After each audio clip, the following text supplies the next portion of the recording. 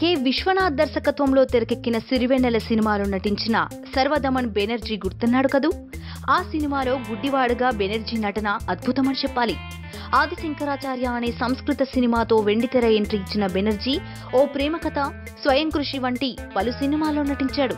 సినిమాలతో పాటు బుల్లితెరపై కూడా కృష్ణ సీరియల్లో శ్రీకృష్ణుడిగా నటించి అభిమానులను సంపాదించుకున్నాడు. అంతటి అందగాడు ఇప్పుడు ఎలా ఉన్నాడో, ఏం చేస్తున్నాడో తెలిస్తే మాత్రం అయ్యో అనక తప్పదు. 36 ఏళ్ల వయసులో సినిమాల నుంచి నిష్క్రమించిన తర్వాత ఆయన ఆధ్యాత్మిక కేంద్రమైన హృషికేశ్ కు కుటుంబ సమేతంగా మకాం మార్చాడు. అక్కడ ఉన్న రాజాజీ నేషనల్ పార్కులో యోగా, ధ్యానం నేర్పించే పని చేపట్టాడు. ప్రపంచానికి ప్రేమను, వెలుగును పంచడమే తన లక్ష్యం అంటూ ఫేస్బుక్ లో పోస్టు చేశాడు. ఏది ఏమైనా తమ అభిమాన హీరో ఈ విధంగా మారడాన్ని అభిమానులు జీర్ణించుకోలేకపోతున్నారు. ఈ వీడియోపై మీ విలువైన కామెంట్స్ ని మాతో షేర్ చేసుకోండి. అండ్ ఇంకో విషయం, సబ్స్క్రైబ్ చేయడం మర్చిపోకండి.